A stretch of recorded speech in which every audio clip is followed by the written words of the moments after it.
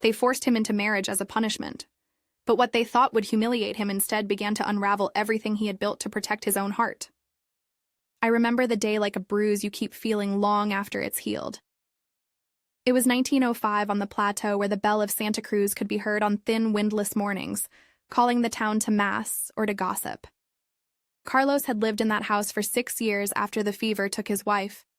He moved through the rooms like someone tracing the edges of an old wound, steady-handed with the plow and the ledger, but never letting himself rest where laughter might grow.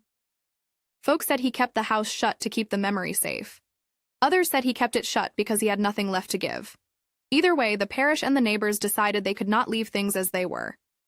The problem, according to Padre Ignacio and a half-dozen tittering widows with opinions, was not only Carlos's hard face but a scandal down by the roadside. An orphaned girl named Julia, sleeves patched, eyes too large for her face, carrying a secret under her skirts.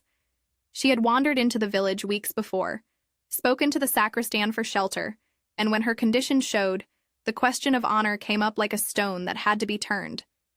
Honor in that place was a public currency. A woman with child and no protector was a stain on more than her own name. It was a wound to the town's sense of order. So the elders met under the shade of the town hall's veranda. They said, in clipped, righteous tones, that someone must answer. Someone must restore the order, and someone, it was decided, had to accept the cost. Carlos did not seek this. He had not asked to be made the instrument of repair. But when Padre Ignacio came with his soft cross and his softer words, "It's not only about punishment, my son. It's about duty, about making right what needs making." The townsfolk looked at Carlos as if he were made of something they could bend. They pressed him with thin voices. Refusing, they said, would brand him as a man without charity, a man who turned his back on the weak. In a single afternoon, he found himself called before the congregation, not as a suitor, but as a scapegoat.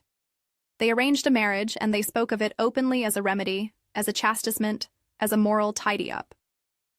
The ceremony was small, the kind of hurried sanctification that felt more like a seal than a celebration. Julia stood with her hands clasped and a feltless smile, and Carlos stood with his jaw set.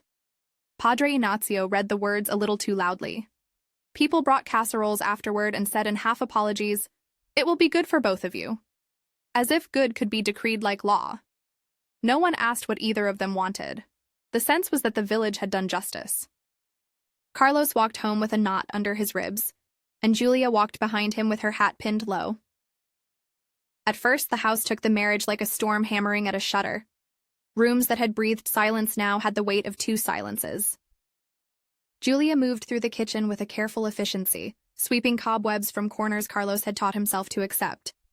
She baked bread with an almost reverent patience. The smell of yeast and molasses began to seep into the house like a small protest. The curtains, once gone threadbare, were washed and sewn into neat folds. A lamp that had hung like a dull eye over the table was cleaned until it caught firelight and threw it back into the ceiling. These were humble changes, but in a house where grief had been allowed to fossilize, even a clean dish could be an affront. They lived as they were told to live, in accommodation. The bed was shared under a thin blanket, but they slept back to back. Carlos kept his distance with the practiced courtesy of a man who feared what closeness demanded.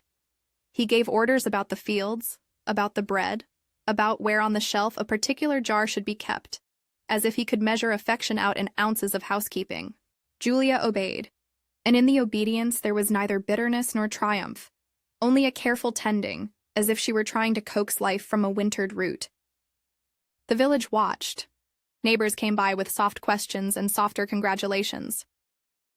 "You did right, Carlos," old Zabento would say between sips of coffee, as if the moral tally had already been counted.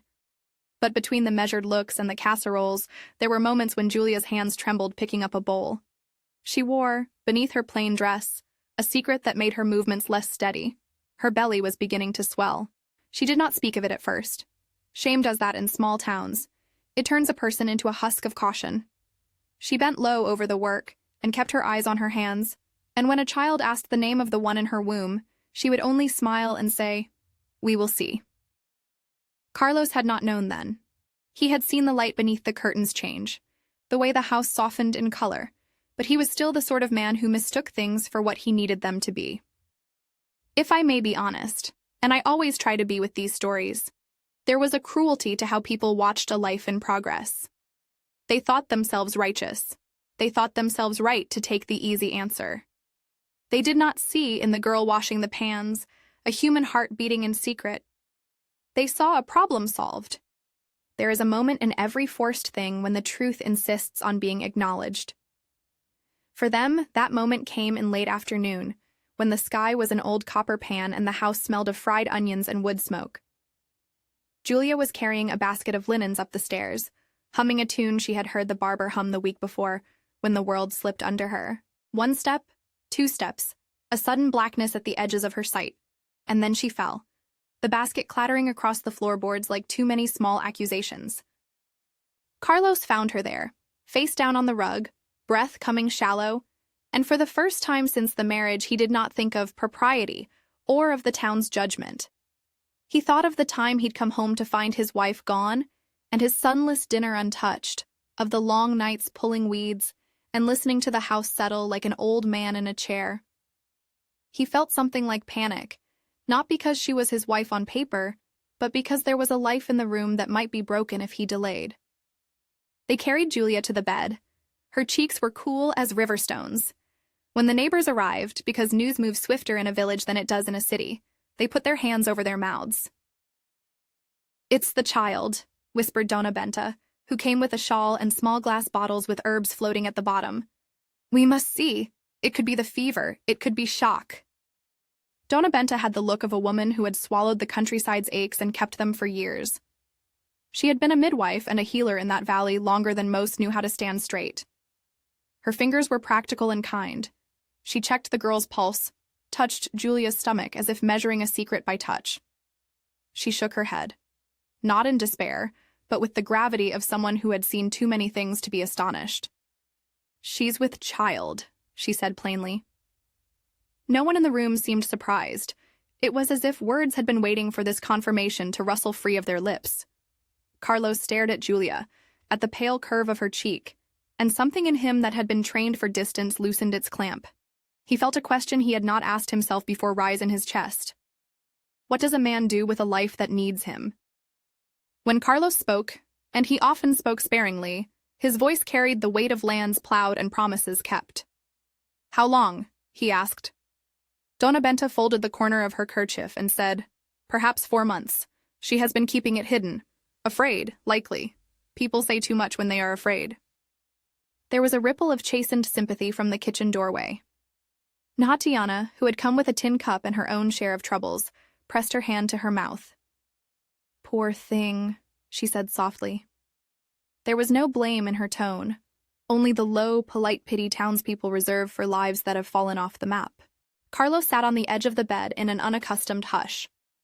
The experience of losing his wife had carved clean lines in him. He knew sorrow, he knew how to bury it. But this was different. This was a life appearing where there had been a secret.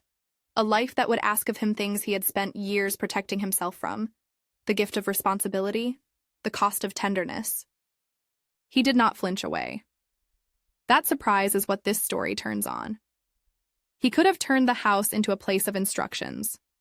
Keep away, maintain order, do your chores, keep that child out of sight. He could have used the village's justification as reason to stay unbending, but instead he did the practical things. He fetched clean cloths, he took a pail of water from the well, he sent for more herbs. When he moved, his hands were not clumsy. They had done hard work for years and knew what to do. There is a dignity in practical care that surprises men like him. It is quieter than a sermon, but steadier.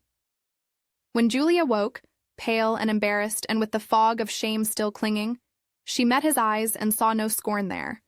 There was simply a tired steadiness, as if he recognized need and decided to answer it on principle.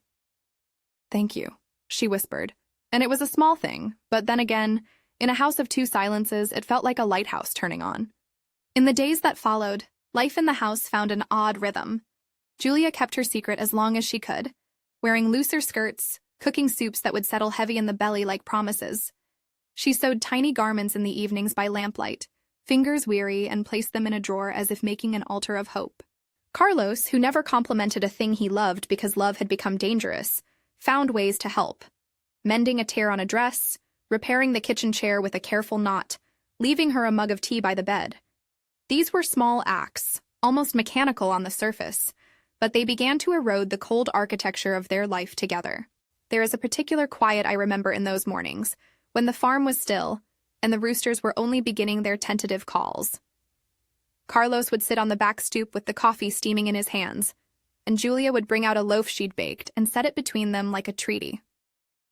Once, as she knelt to pull a patch from a basket, the baby, still a secret tucked under cotton and starch, gave a sudden, unmistakable kick. It was the kind of vivid, stupefying motion that makes the world tilt. Carlos's hand was already on the banister. Without meaning to, he put his palm against her midsection. The movement inside was quick and strong, a startling little insistence. He felt it like a pebble striking a window, undeniable, urgent, alive. For a moment the past and the present collided in him. Everything that had been settled, the stoicism, the policies of refusal, shifted under the weight of that tiny, determined pulse. He saw the surprise on Julia's face, the way her eyes lost some of their habitual caution. For the first time, she let the idea that someone else was there with her, that someone had chosen to stay, sit unguarded in her chest. Someone else's heartbeat in time with her own. There are gestures that change the course of a life without grand language. Carlos sat on the stool beside her and, in a voice that was not quite a confession and not quite a vow, said, "We'll keep him safe. I'll see to it." For a man who had been told to marry as punishment, those words were a strange, tentative gift. He was not promising romance. He was promising shelter, protection, the basics that make a household a home. That first kick set off a chain reaction in the house. The men of the village still muttered when they met Carlos on his way to the fields. "He has taken on a woman and a child for the town," Zé Bento would say, and sound both relieved and reproachful. People still held opinions like currency, but inside the walls, something slower and truer was happening. Julia, relieved by a hand that no longer jerked away, found small courages she had not known she kept. She spoke a little more, laughed at the odd joke of Natiana when she visited, and told silly stories about the town used to distract herself from darker thoughts. She hung a sprig of rosemary by the kitchen door for luck, and when Carlos caught her doing it, he didn't mock her superstition. He went into his shed and returned with a small square of cloth, and together they sewed the rosemary into a little pocket. It was a tiny, practical act of companionship, startling because it had nothing to do with sermons and everything to do with keeping warm. Not everyone approved. Mauricio, the man who had left the girl with a recklessly light heart some months earlier, was a rumor riding on the wind. In a town like that, the past does not stay in the past. Names have the habit of returning on horses. People whispered that he might come back, that he might claim what he thought was his. Carlos heard these whispers too. They were the sort of thing that could have made him retreat into the shell he'd built after his first bereavement. But he moved differently now. He listened to the roads when he could, eyes on the horizon, and when a rider came through, as one did once and left again, Carlos watched him with a steady, cautious respect that was not the same as arrogance. It was a sentinel's attention. If I look at that season honestly, I see a man inching toward softness not because he had given himself up, but because necessity had taught him a new grammar. Responsibility does to some men what preaching never can. It persuades them in the only language they understand, which is work and care. He took to bringing extra coal in winter for the stove so Julia wouldn't have to tend it at night. He mended the fence himself when the rains came and pushed the cows back from the river. In small domestic economies, a man like Carlos began to find his measure of affection. Yet the town's verdict had not softened. Some continued to murmur that Carlos had been coerced, that the marriage was a punishment he bore on behalf of the community. They failed to see how such a forced act could become the instrument of human salvage. They could not imagine that the consequence of pressing a man into duty could be an unforeseen blessing.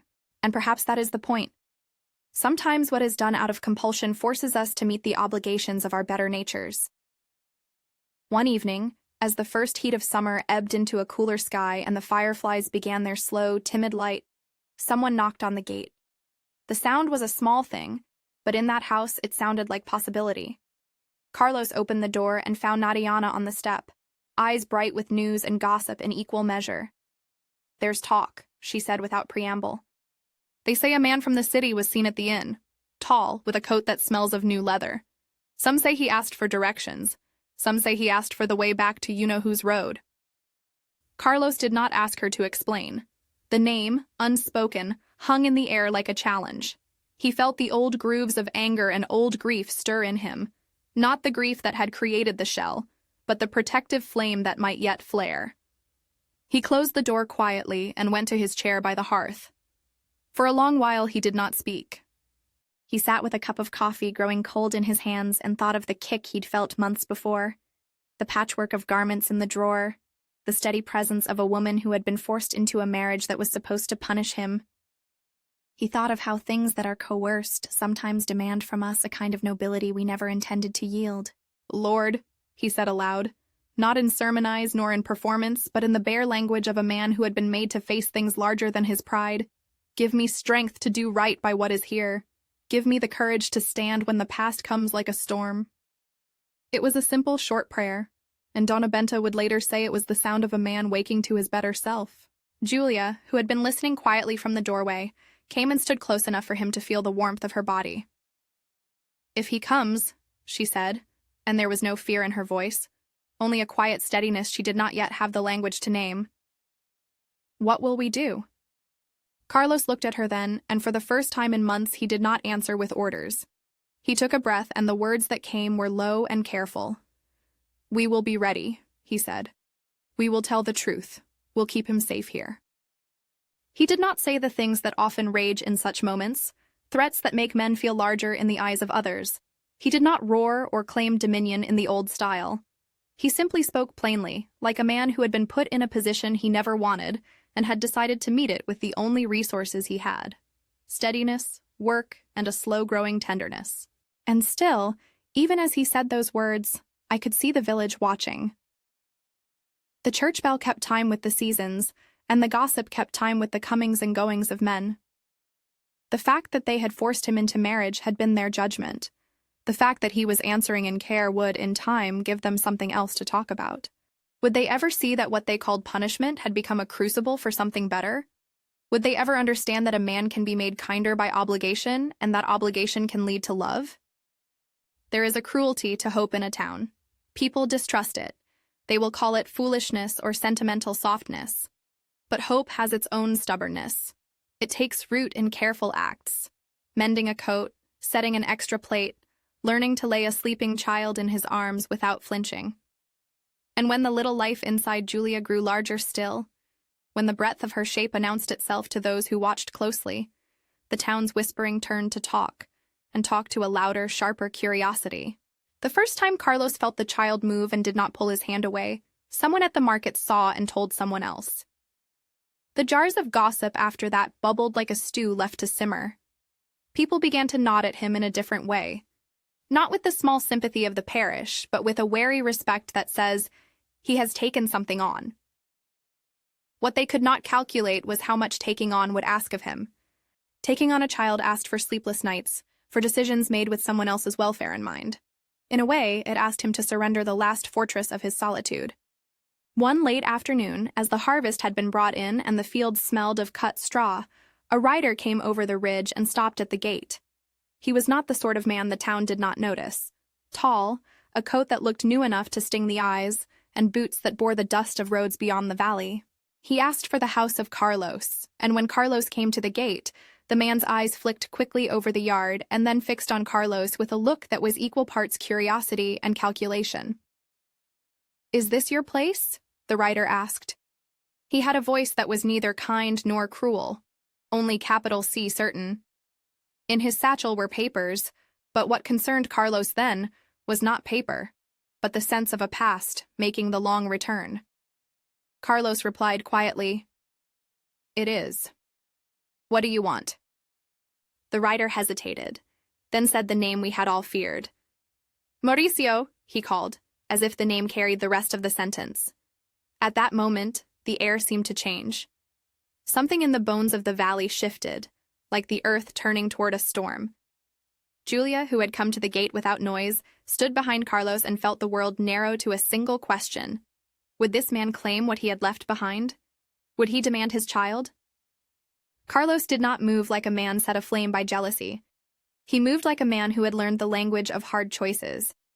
He squared his shoulders and answered as if the word mine meant more than ownership.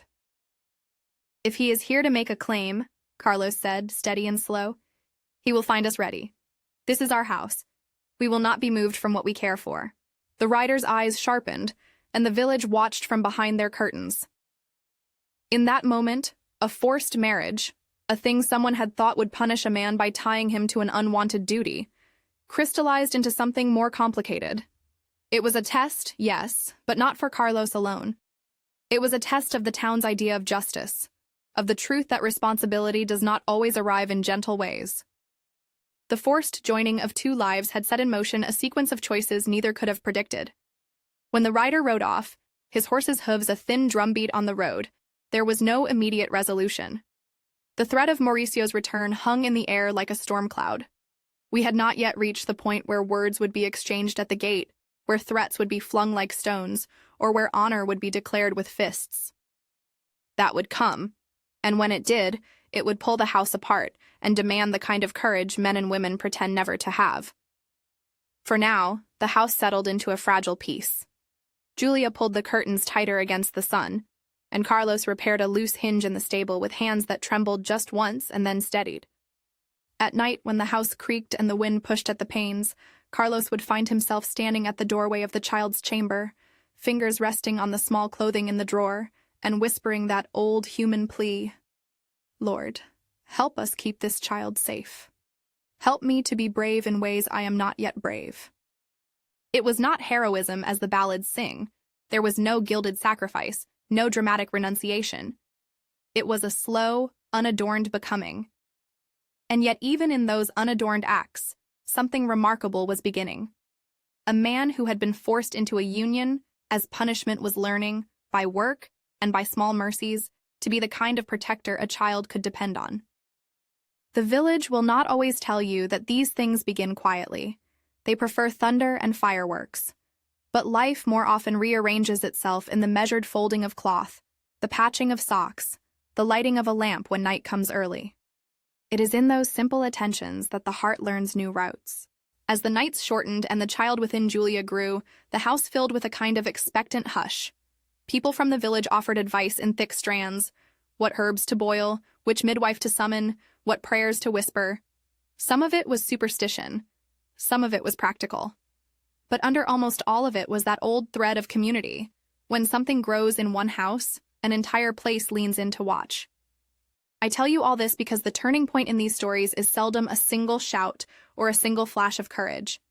It is a series of small, often unnoticed choices that, when piled like stones, become the foundation of something new. Carlos made those choices. He was not perfect. He was not unerring. He made mistakes, said harsh words sometimes, and allowed himself to retreat into silence when fear or memory pressed hard. But more often than not, he chose hands over pride, presence over posture, and it was in those choices that the future of Santa Cruz began to shift. One night, a week after the rider had passed through, the sky darkened in a way that was different from the usual summer storm. The wind came in sudden gusts, and the first long drum of thunder seemed to come from the earth itself. Carlos stood at the window and watched the road. There was a readiness in him now that had not been there before, not bravado, but a careful knowledge that the things one loves will need defending in ways both tender and fierce. Inside, Julia set a bowl of broth on the table and said nothing. She had a look then that I have come to recognize in people who carry new life. Equal parts fear and stubborn hope. She placed the bowl in front of Carlos and sat down across from him. There was a silence between them that was not empty. It was full of plans and fears that had not yet found words. Would you have known, if you were Carlos, how to answer the storms that were gathering, both weather and man-made? Would you have kept your pledge to care for what you had been forced to accept? Or would you have let the community's original intention, punishment, shame, easy justice, become an excuse for inaction? These are the questions that lean over each moment like a shadow, asking what kind of person we will be when the shape of our lives changes without our consent. That house on the plateau waited for the answer like someone holding their breath. Outside, the wind rose. The bell of Santa Cruz pealed somewhere far off, and in its deep notes there was, if you listened closely, the sense of a story not yet finished. The storm came on like a thing that had been brewing for weeks, slow at first, a faintening of cloud, the wind gathering itself like a man pulling on a coat. You could feel it in the animals. Even the hens went quiet in their coops as if they too were holding their breath. That night the river rose cleanly in its bed and began to think about the banks, edging like a greedy thing. The bridge that for years had been a rickety promise over the water, wood laid by hands that no longer saw fit to mend what was not urgent, gave the valley less comfort than it used to. Folks said later that they could hear the timbers creak from the road before they saw the first line of lightning. When the rain started to fall, it did not do it politely. It came in sheets, and the wind drove it along the dirt road so that the dust that had been caked into the ruts rose up again and became a wet ghost. Carlos sat, as was his habit in troubled weather, by the back window, his hands wrapped around a tin cup that had held coffee some hours before, and now held only the warmth of his palm. He watched the road, the way a man might watch a wound. Julia sat at the table, sewing by guttering light, a small pile of tiny clothes on the cloth next to her. The drawer where those garments lay had become for her a kind of shrine, thread and gentle cloth folded like promise. There is a moment before storms when the house seems smaller than the world. The bell of Santa Cruz sounded out and was swallowed whole by the weather. The lamp in the kitchen flared and then shivered. Outside, the road turned into a black ribbon and the river began the work of its ancient rage. When the knock came, it was not a polite one. It was a rap, as if someone had taken both hands to the wood and meant to be heard. Carlos opened the door, and for a second there was only wind and rain, like thrown silver. A boy from the next farm stood on the threshold, soaked to the bone. His face was the color of a chalked plate. "Padre Ignacio," the boy gasped. "The river's taken the south bridge. The road's cut. Dona Benta's rope cart won't pass. The midwife, she's away with her cousin at the other end. She cannot come." Those words scattered like splinters. The bridge had been unreliable for a while. In heavy rains, it was a danger known to villagers. Now it had given way, and with it went the possibility of help, arriving in the quiet, ordinary way people expected when a woman went into labor. When Dona Benta could not come, the village's remedy had to be replaced by whatever courage was in the house. Julia's face had the shock-white look that comes over the young and the weak, when the body decides it will not wait. "It's happening," she said. There was no melodrama in it, only the flat, unadorned fact. The voice she used in those moments was the same one a baker uses to say the bread is ready, practical, urgent. Carlos felt in that instant the whole arrangement of his life wobble like a table whose legs had been kicked. He stood up without thinking where his feet would go. The coffee went cold in the cup in his hands. He moved to Julia with the speed that the body remembers from other necessary labors of life, pulling a blanket, tilting the lamp so the light did not blind, putting his hands used to the plow and to mending, where they might steady a shaken body. "Call for the parish," he said to the boy, voice steady, because when men are faced with what they must do, they are sometimes quieter than before. "Tell Padre to come and see if he can fetch water from the mill. Send someone to fetch more coal. And bring cloth. Bring any clean linen." The boy tore out into the rain like a thing that had been given a purpose. Carlos turned back to Julia. The lamplight made crescents under her eyes. Her breath came in a rhythm that was not yet the desperate cry of free-falling pain, but the first arc of a storm. This is where stories can split. In the telling, people like to make heroes and to give them the grand gestures. The truth is more awkward and, I think, more faithful. The first things Carlos did were not heroic so much as sensible. He boiled water. He warmed a cloth. He folded the blankets. He found the small wooden stool that had once been his son's. The memory of his son sat in the house like an untended chair, and set it by the bed. He spoke quietly to Julia so that she might not be afraid of the dark. "Breath like I tell you," he said. "Keep that shoulders loose. Remember how Dona Benta told you to move. Try to think of the sun. Think of small things." She gave him a look that was at once grateful and embarrassed. "This is not how I thought it would be," she said. "Few things are," he answered, and the words were more gentle than he had been with himself in years. "We all have to invent courage when the prescribed helpers fail us." The villagers had, in their righteousness, pressed a marriage on a man who had built himself into a thing of solitude. They could not have known that the remedy they dispensed would demand a kind of personal reckoning, an answering not to a parish council but to the small, immediate demands of life and death. It is in such moments that character, not opinion, is revealed. The first stage of labor moved through Julia like river water over a bed of stone, necessary, abrasive, relentless. Her cries were brief, not the long keening ballads you read about in the songs. Her body worked with a focus that left no room for shame. Carlos sat on the stool and watched the lines of her face, old grief and new pain, crossing and recrossing each other like hands working a cloth. When the second wave came, she clutched at his wrist without thinking about propriety.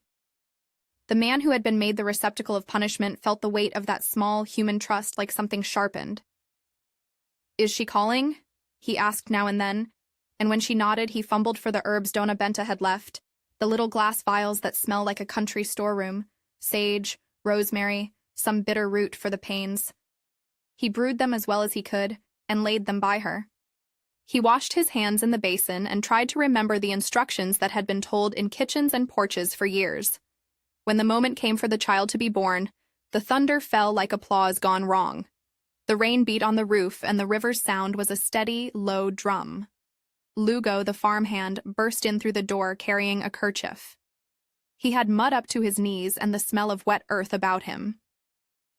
"I couldn't get the cart, sir," he panted. "The bridge, it's taken most of the road, the route's gone." "Then stay," Carlos said. "Hold the lamp, rub her back, tie the blanket tight." People in those rooms do not heroically trade places. They act because need gives them their parts. Lugo, who had always kept his head low and his eyes on the work, did as told. He held the lamp just so. He smoothed the bedclothes. Someone else, Natiana's husband in his muddy coat, stood in the doorway and cursed softly at the weather. The house filled with the small, practical noises that mean someone is alive. The rustle of cloth, the creak of the bed, the shallow instructions whispered to keep a woman breathing through a pain that has no words. The baby came into the world as storms do, in a rush that leaves everyone blinking. The first sound we all expect is the cry that is the sign of breath and will. Instead, there was the silence first, a white, terrible quiet, like a held breath in the chest of God. Julia's face went ashen. The lamplight made the beads of sweat on her brow shine like small moons. Carlos saw the child, and I can still see his face then. The things grief and hope fight over are written there. The child's round head, the smear of vernix like the line of river foam, the startled stillness of a new thing that might not be. Dona Benta, who had always told me that babies sometimes come in so quietly the world forgets to breathe, would later say that the moment the child did not cry felt like the world waiting on the verdict. Carlos did not have the book learning of a midwife, but he had hands that had known how to stop animals bleeding and how to set a broken wheel. He had, in short, a practical confidence in the face of what had to be done. He worked with a steady, clumsy patience. He cleared the mouth, he rubbed the baby's back with the folds of the blanket, he held the child to his chest to try to provoke the small, animal reflexes that might bring life back. The baby lay pale and small and not breathing, and whatever ceremony had been performed that bound him to the woman-in-law had nothing to do with what the body needed. Air, warmth, insistence. Carlos did not hesitate. He tilted the child's head back and blew. It is a crude image to speak plainly, and it will make some people uneasy, but that is the truth. A man who had been forced by a parish into a marriage found himself performing the most intimate and urgent act of care. He blew again and again, the rhythm of his breath a metronome of faith and muscle. The child gasped. The first tiny, ragged sound made the room lean in. A cough. A wet, awful sound. And then the small, keening cry that lets everything rearrange itself around the new life. When the baby screamed, the house shook with a sound like relief. Julia sobbed not for the pain, but for the beauty of it. The knowledge that the little thing that had made her carry shame now demanded simply to be alive. Carlos, who had been given marriage as an answer to a town's need for moral tidiness, felt something in him open that had been sealed for years. He held the infant awkwardly because he had been taught by fieldwork to hold things that were alive, and the child's chest beat against his shirt like a small drum. They named the child there, in the lamplight and the thunder, with a name that has a stubborn, workmanlike feel to it. Mateus. Names in that valley often carried prayer in them. This one meant gift in the language of the town's ancestors. Carlos said it as if making a bargain with himself. Mateus, he said, you are with us. For a time, the story could have ended there with the neat little moral. The forced marriage births a child, the child cries, the house is safe. But life does not tidy itself so cleanly. Julia's strength ebbed as the labor ended. The same illness that had taken Carlos's wife, the fever that had been a lurking shadow in the house, seized her with the postpartum chill. Her limbs felt like lead. She grew hot, then colder, and the color left her face as if someone had run a hand across a painting and stripped it.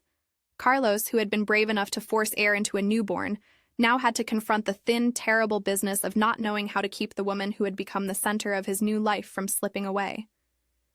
He sat on the stool and held her hand, and the hand was burning. The fever was a thief. It had a way of stealing heat from the body and taking breath with it. The house suddenly felt too small for the scale of the decision that pressed in upon them. He thought of his dead wife then, of the fever that had taken her years before. The memory came not as an old closed file, but as a live thing that smelled of the same soap, the same damp linen. He had buried a woman once and watched the community fold its hands and move on. He would not let that history repeat. The man who had been forced into a duty now chose, with the focused firmness of someone who has been given a second perilous chance to stay and to do whatever he could. Lord, Carlos said aloud, in a voice that was threaded with that old country prayerfulness, not loud, not showy, just a man speaking into the silence. If you are hearing me, hear me now. Help me to keep her. Help me to keep this child. Give me steadiness where I had only hurt. It was a prayer that mixed supplication with confession. He did not ask for miracles as if they were a bill one could cash. He asked for help to do what must be done. He warmed water and rubbed Julia's feet. He wetted her lips with a cloth and urged sip by sip. He wound a cool compress about her head. He stole glances at the baby who slept. Finally, at the foot of the bed, wrapped in a blanket that smelled faintly of flour and smoke, and the first night of a new life. The smallest acts of care, clean cloths, warm broth, a man's patience at a bedside, have a gravity in them that sermons cannot match. They are the kind of thing that bends outcomes because they change the conditions in which the human organism fights. Dona Benta could not come in time, but her teachings, what she had taught to the women who had apprenticed under her hands, lived in the motions of the house. How to fold a blanket, how to cool a brow, how to coax a fever down by slow degrees. For 2 nights, Carlos kept that vigil, sleeping in stuttering fits on a chair, boiling water and setting compresses and mopping as best he could. He read the lines of his wife's face. No, not wife. His neighbor and the mother of the child he'd been urged to accept, and memorized them as if they might one day be the map back to what he had once thought to protect by building up stone walls. He sang silly, small songs that people sing to children. He read aloud the town's old stories. He told Julia about nothing and everything. On the morning of the 3rd day, when the fever receded, it did so like a tide that had decided to spare their shore. I do not say this to make it sound like divine magic as if one action alone turned the tide. There was sweat and there was coal and there was the odd luck that the fever's worst had been contained. There was also prayer. And in a house like that, prayer, a simple, raw conversation with God, worked like a string tied to a hand that would not let go. Carlos's prayers were short. Father, do not let her go. Show me how to be what this child needs. They were not formulas. They were an admission. They were the sound of a man who had been forced and who had answered voluntarily when a life depended on it. When Julia finally opened her eyes clear and steady and reached instinctively for Mateus, the room exhaled. The neighbors, those who were brave enough to come out in slow weather, formed a circle at the edge of the house and watched the rebirth of something not merely a child, but a small community's hope. People would later call it providence. People like tidy answers. But I prefer to think of it as a congregation of small human acts. A man who learned to blow life into a child, a neighbor who fetched coal, the midwife's teachings remembered like a recipe in the fingers. Mauricio, meanwhile, had not been idle in those weeks. He had ridden through the town once, looking for the girl he had left, and the gossip, insatiable, sinful thing that it is, had told him there had been a marriage and a child, and that Carlos had declared himself the protector. Whether he came with a plan of revenge or for recognition, I cannot say what nested in his heart. Men carry many motives like birds hide feathers beneath their wings. When he came back for the second time, after the river had calmed and the road was passable, it was with a certainty that some things belonged to those who left them. He came to the gate with the flinty look of a man who has been wronged in his estimation and seeks to correct the ledger. The town watched, crouched behind curtains and fences like people at the theater. Mauricio's breath smelled of the road. He dismounted and let his horse stand with the saddle still wet. He looked at Carlos with the long, assessing stare of someone who thought himself owed apology, explanation, or recompense. "What is this?" Mauricio asked, words clipped and low. "They told me she was here. They told me you had taken over where I failed." Carlos met him on the porch, coat damp, hair plastered to his forehead. There was a hardness there, no longer the impenetrable wall he had been, but a steady line as if he'd learned, by need, the value of setting his shoulder against the world. "She is safe," he said. "She and the child. You may speak with us, but you will not take this home." Mauricio's mouth twitched as if he were about to laugh. "Take it home? Do you think you can call my child yours? Do you pretend to be the man who will carry his name? You were the one who—" "I was forced to this by the parish," Carlos answered, cutting him off. "If you have responsibilities, address them. But one thing I will not have is a man coming here to take what is not his by care." There is a moment in conflicts like that when the claim of paternity is argued like currency. The man from the road tried to use his absence as an excuse and his presence as a claim. The villagers, who had judged Carlos with quiet severity from the moment the marriage was announced, watched for signs. Would the man who had been pressed into union step back now that the original author of the trouble had returned? Carlos stepped forward a little, not to strike, but enough to show the man that he was not a paper-thin husband to be crumpled by another's arrogance. "If you are the father," he said, voice low, "then do what fathers do. A father does not show up late and demand things. A father takes care, he answers for his mistakes. This child will not be torn from the shelter he has known since the first breath." Mauricio's jaw hardened then, and for a moment I thought the thing would become violent. But towns have their own code, and there are things more dangerous than a fist. Collective opinion, the look of village mothers, the presence of the parish.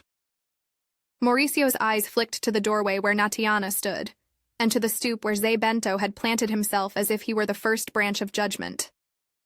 He looked at the people gathered, at the mix of pity and respect that had begun to cluster around Carlos, and I saw the nicks of calculation in his face.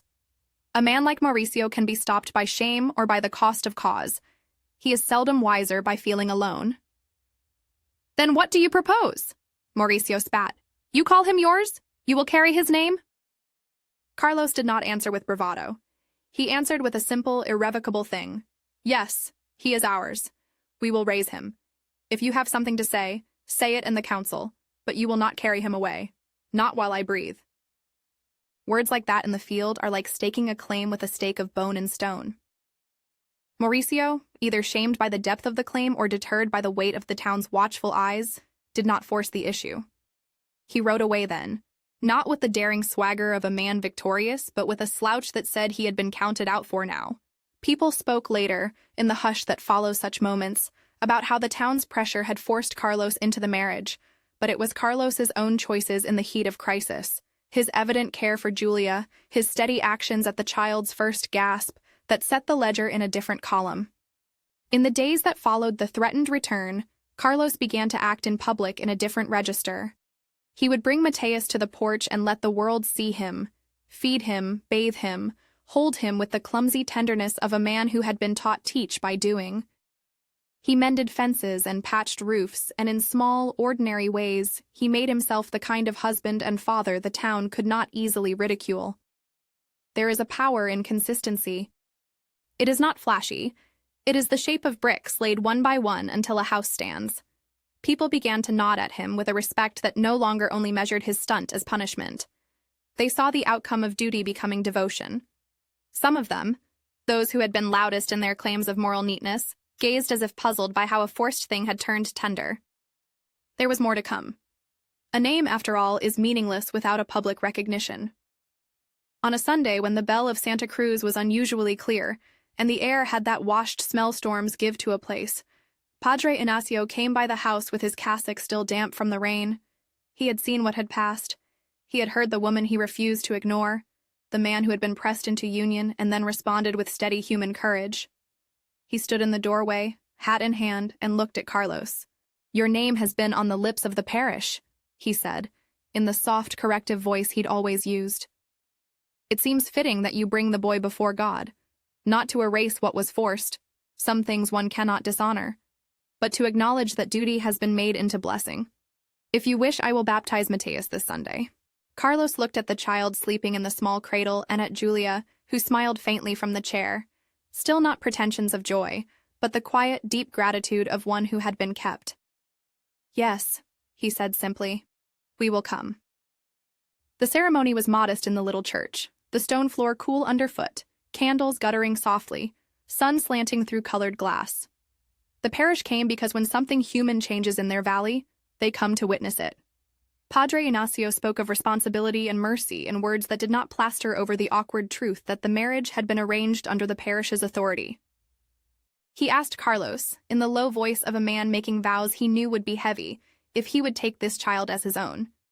Carlos could have done what many men would do, have his voice defect into a pragmatic "I will," the way a man signs a ledger. Instead, he spoke as one who had been to the edge of the sea and learned it was deep enough to be frightening. He answered with an honesty that stripped the last of the town's neat judgments like bark from a tree. "I will," he said, and the word was a promise to the boy and to himself. The water touched Mateus's forehead, and the church murmured. It was a ritual older than any of the squabbles that had sent men like Mauricio riding home. For Carlos, it was the quiet folding of obligation into something chosen. In the faces of those gathered, there was, for some, a new respect. A man who had been made to marry had become a father on purpose. People like tidy endings, and there is, I admit, a sweetness in the way the house settled after that. The curtains stayed mended. The child's clothing grew in the drawer. Mateus learned to laugh, his voice a small peal that the house seemed to wait for as if it were the sound that measured the days. Carlos, who had once walked through rooms like someone tracing the edges of grief, began to put up pictures of those small miracles. A hand-painted block, a favorite spoon, a patchwork of diapers drying in the sun. He still had his silences. He still shook sometimes when memories came like old weather. But he had a new posture in the world. Not a man who would be pushed, but a man who chose to stand.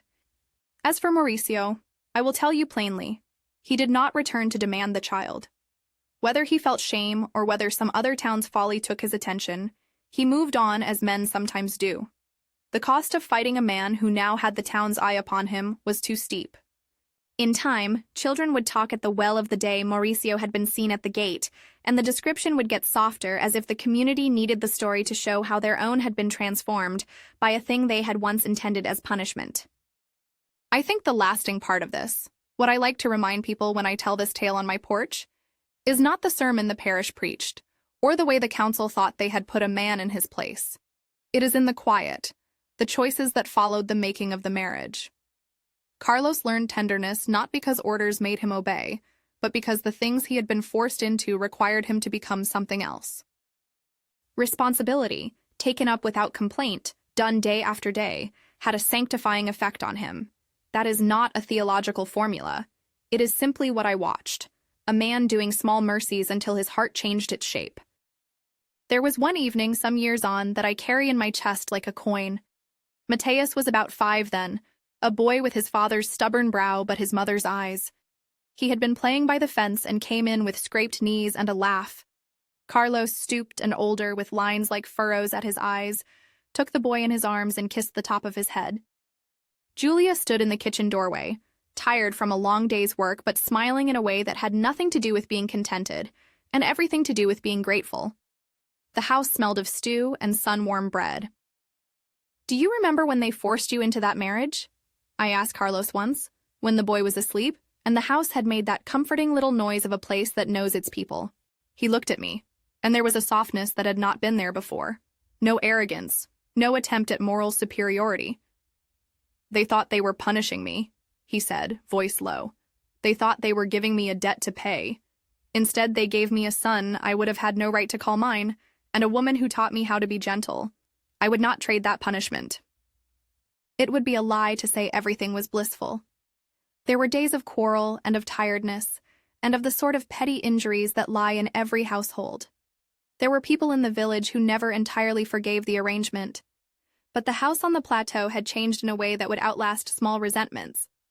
Carlos's conversion had been gradual, because men rarely change wholesale in a single moment. It was built of acts, tending a feverish body at night, speaking gently to a frightened child, carrying coal in winter, mending a roof in the storm. Those small mercies are not dramatic, but they alter more than sermons ever could. I tell you this not to moralize, but to make you consider how things often work in the world.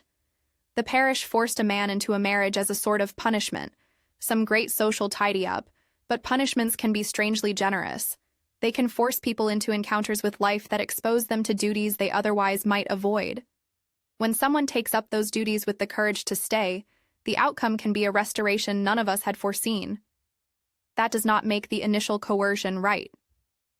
It only shows that human hearts are complicated things, and that Providence, if you choose to call it that, finds the raw materials of our lives and can, in rare instances, craft something merciful. Some months after Mateus's baptism, the parish held an evening of Thanksgiving. There was bread and coffee and songs, and Padre Ignacio spoke softly of mercy and the strange ways in which people are called to care. He did not, and would not, claim that his insistence was a perfect act. He had been part of a social compulsion, one of those old rulings meant to keep a place tidy in its sense of honor. But he said also that witnessing Carlos's work had been a lesson to him about humility. He had learned that a forced act can become a chosen life when answered with integrity. I see that as the center of what happened. In the end, it was not the church's edict nor the town's gossip that saved the family. It was that a man who had been shoved into a position decided, every day, to be good at it. He learned to put others first in small ways that over time added up to a life transformed. There is a caution here, too. Do not think for a moment that the story I tell is a blueprint. It is not. Not all forced things become blessings. Not all prayers are answered in ways easy to measure. But in the small valley where Santa Cruz sits, where the river remembers its old stories and the bell keeps time with the seasons, there was a life that was given back to the world because someone decided to answer the need before them. If this speaks to you, if the idea that responsibility can lead to a different kind of love touches something inside, then sit with that thought for a while. Consider what small acts of steadiness might ask of you. Consider also the shape of mercy. Consider how, sometimes, the hardest things pressed upon us can draw out the truest, most tender part of our souls. I will end with what I saw at the harvest a few years later. Carlos stood by the gate with Mateus on his shoulders, both of them watching the children chase the dogs in the dust, their laughter like loose coins. Julia came out with a basket of bread, and for a long moment they simply watched the day move. The bell of Santa Cruz rang, a clean, bright sound, and people walked by nodding as if to people with whom they'd made peace. The house that had once felt like a mausoleum now held sunlight in the windows and the small clutter of a life lived. In the telling, the town had forced a man into marriage as a punishment.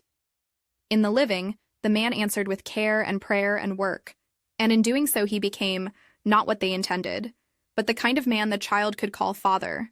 That was the true ending. No grand divine trick, no gilded miracle, but a slow human renovation, responsibility met with courage, and a community forced to learn that grace sometimes arrives in the clothes of obligation. If this story has touched you, share it with someone who needs a reminder that love is often built on the quiet choice to stay. And if you want more of these little tales from the plateau, stories of small mercies, stubborn people, and the ways grace shows up in ordinary places, subscribe and stay with us. The world has many such stories. Perhaps the next one will speak to the corner of your life that needs mending.